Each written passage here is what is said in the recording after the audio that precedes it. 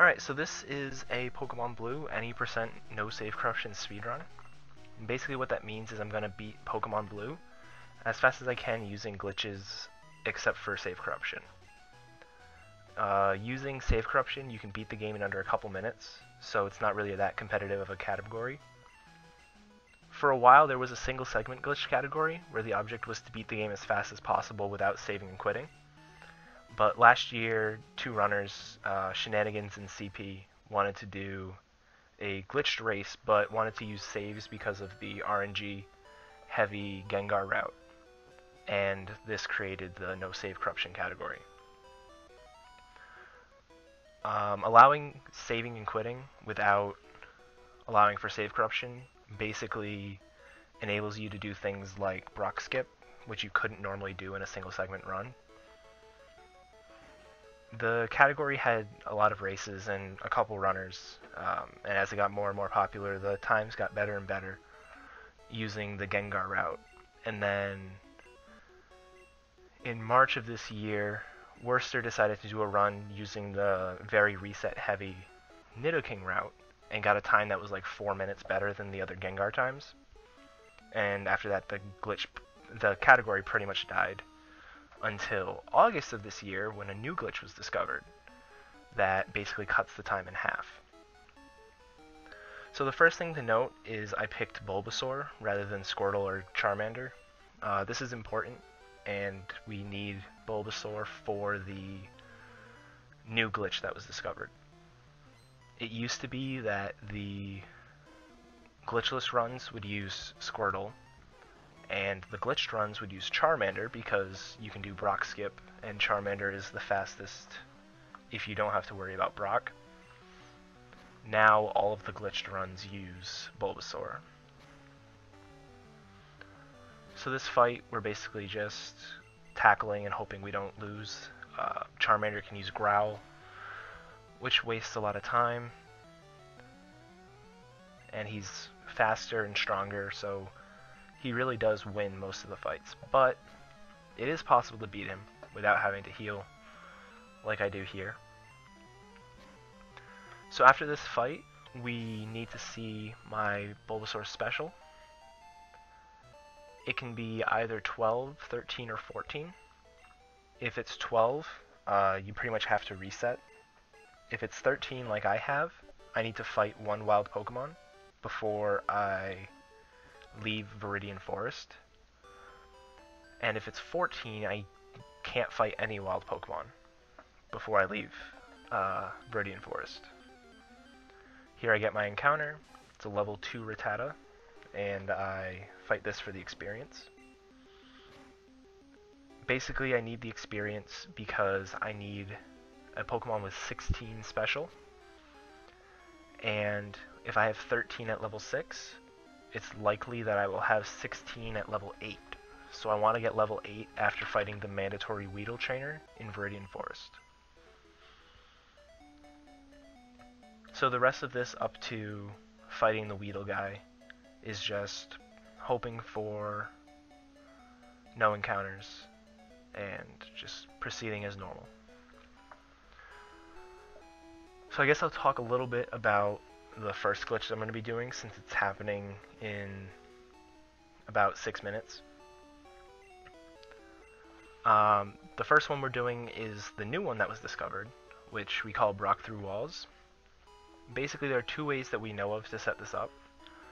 The first way that was discovered, and the slower of the two ways, is to have a Pokemon at level 8 with at least 3 moves.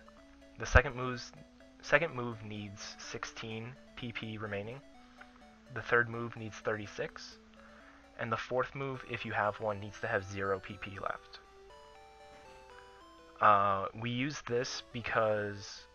Bulbasaur for this because it can learn 3 moves by level 8, and one of those moves has 40 PP, which allows us to get to 36.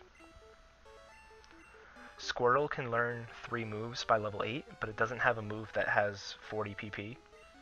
And Charmander does have a move that has 40 PP, but it doesn't learn its third move until level 9. The second way that was discovered, and the faster of the two ways, and the way I will be doing, is to have a Pokemon with 16 special, which I'm going to be using Bulbasaur, and I need a Pidgey that has a certain amount of HP remaining. And the amount of HP it can have is, or that we know that work, are 8, 10, 13, 15, 16, and 17. And we use Bulbasaur for this route as well because it's the fastest of the 3 starters to get to 16 special.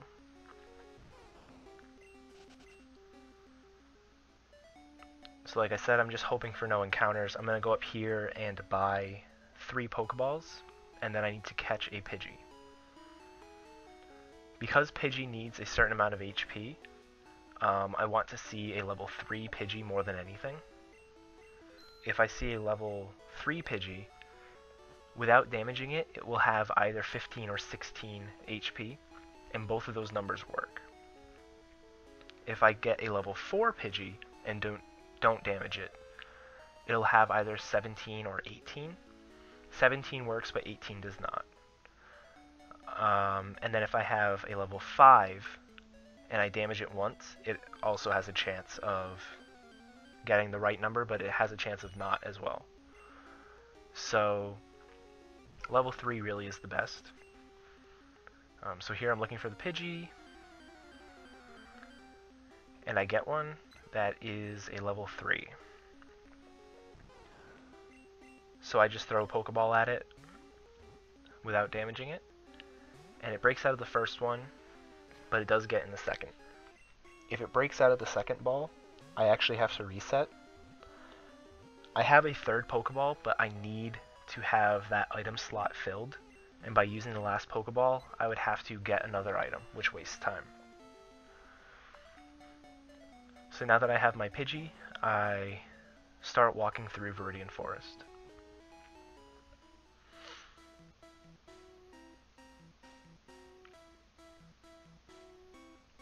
Now, like I said, I needed to have a Pokeball remaining because I needed the item slot filled. For one of the later glitches, I need to have 6 items in my inventory, and I will be getting exactly 7 throughout. The reason why I'm getting 7 is the freshwater goes in the PC, and then I withdraw it from the PC later on, but I'll get into that a bit later. So right now I have a Pokeball, a potion, and an antidote. If I have to use the potion on this fight, there is one directly in front of the bug catcher, but I'd really rather that not happen because that wastes time. So this fight can take a while. The Bulbasaur isn't very strong, and it can take close to 10 moves before the fight's over. Luckily, this Weedle fight went pretty well. He used String Shot a lot, which is obviously good because it doesn't damage you. And after this fight, I'm going to be level 8, and I want to see 16 special. I can either have 16 or 15, but 15 doesn't work, so I need 16. This is another point where if I don't have 16 special, I have to reset. And luckily, I get 16 special. Now, because I have a level 3 Pidgey, I'm not going to check to see what my HP value is. I know that it's either 15 or 16, and both of them work, so I just continue on like normal. There I move the cursor to save to set up Brock Skip. And now I'm just doing Brock Skip like normal.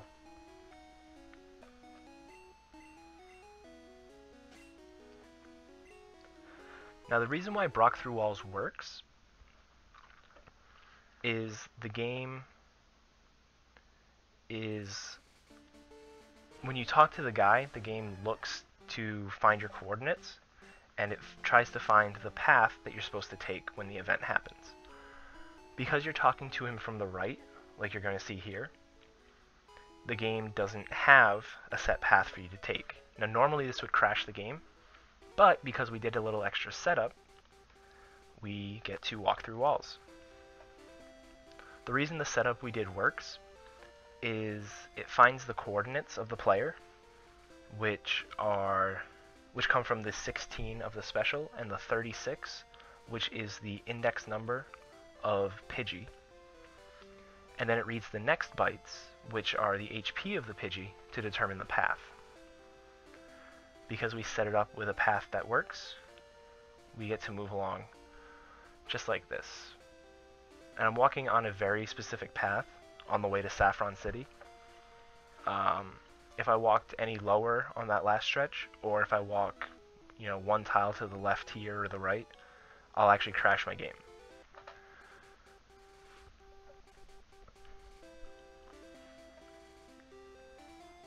So for all of the values of Pidgey's HP that work, 16 is actually the worst to get, because you have to do a PC save and reset before you can interact with anything in the overworld. I had 16 HP, which I knew because of the animations that happened when I talked to the guy. If I had 15, there would have been a boulder push animation, and 16, there is no animation. So because of that, I knew I had 16 and had to PC save and reset. This wastes about 25 seconds or so. I think it's 24 here. And obviously that wastes time, so we don't want that to happen. But there's nothing I can do about it. So I use the center there because I need to get back into Saffron. And because this guard is in the way, I can't just walk back in. So I'm going to be going over here and getting an Abra from the game corner, and then I can teleport back into the city. We use Saffron for a couple reasons. One is the guardhouse is required for the item underflow glitch, which I'll be doing later. There is also a trainer that you can trainer fly off of on the route south of Saffron City. There is a trainer in the dojo of Saffron, which will yield a missing no from Trainer Fly. And it's right next to Celadon, where the mart is and the game corner. So it really is the perfect hub for this run. So the next glitch that I'm going to be doing is the Trainer Fly glitch. Trainer Fly involves walking into the line of sight of a trainer that has a max range sight and flying, teleporting, or digging away when the trainer should see you. By doing this, the game thinks you're in a battle, but you're actually not. And when you fight another trainer and end the battle by whatever means, you basically bring the game back to its normal state. However, when you enter the route that had the original trainer on it, you will encounter a battle that depends on the special value of the last Pokemon you fought.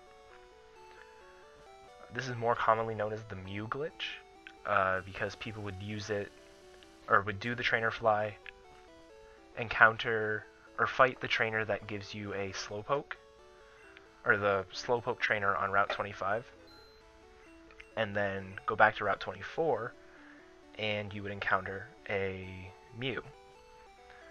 It's one of the easiest ways to get a Mew. Because you can get any Pokemon with it, we like to call it the Trainer Fly glitch. It just makes more sense. So I'll be doing that now. What I just did was a little bit of shopping. I need to have 7 total items, including the freshwater. And I'm going to deposit the freshwater here. So I had the Pokeball, the potion, and the antidote from before. I got a coin case. And then I just bought 3 Great Balls and an X-Defend. The Great Balls I'm going to use to catch the missing gnome.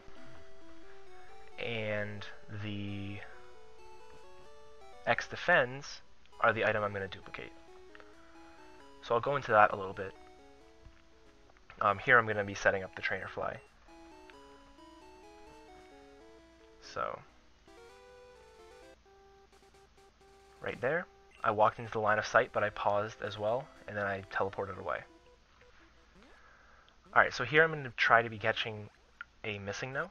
So when you see or catch a missing no, it changes the bit that corresponds to...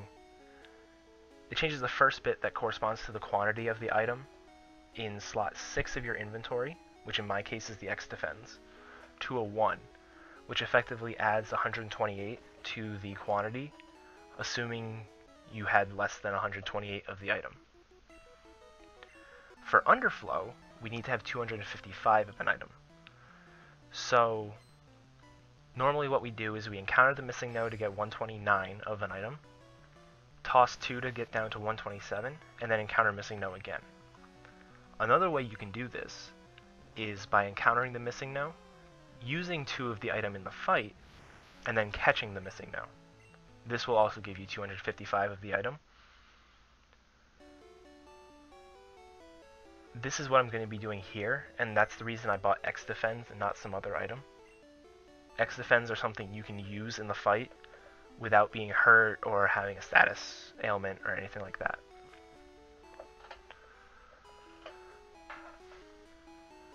So here I'm encountering the missing no. The special from the Machop I just fought corresponds to a missing no. Now, catching missing no is faster, but it's incredibly unlikely to happen because missing no's catch rate is so low. However, I happen to get it on the first ball. So now that I have a missing no, I have 255 X defense. To set up item underflow, we need to have 0 items when the guard takes the fresh water from us. So in order to do this, you take the item you have 255 of and move it up to the second slot in your inventory. Now when you toss an item, what the game does is it reduces your item count by 1 and moves the items below it up 1 slot in the inventory until it reaches the cancel button. The game knows it's reached the cancel button when it reaches an item with a quantity of FF in hex or 255. The cancel button has a quantity that is 255. Because we have an item with 255 as a quantity, it will stop moving items up when it reaches that. And it duplicates that item, which then allows us to toss it again. After tossing the top item 6 times, the game thinks we have 0 items, but we still have the fresh water. We give the fresh water to the guy, gives us -1 item, and that underflows our inventory. By doing that, it allows us to access different parts of memory, including things like the trainer ID, which badges you have, and which overworld map you're going to warp to when you exit a building. So what I'm doing here is changing the value of the overworld map from 17 to 118. 118 corresponds to the Hall of Fame, and I just beat the game. So official timing ends when the screen fades out after receiving the Pokédex evaluation.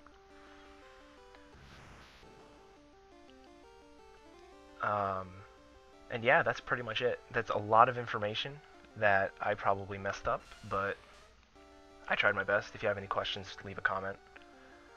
And yeah, this time obviously can be a lot better. I was plus 50 seconds when I trainer flew. And I had to PC save and reset and things like that. But overall, it was a decent run. It's my 3rd run that has caught missing no. The other 2 I messed up. And yeah, so the category's a lot of fun. It's no longer all that competitive, but it's still a fun way to waste some time. It's really short, and it's full of optimizations. So, thanks for watching.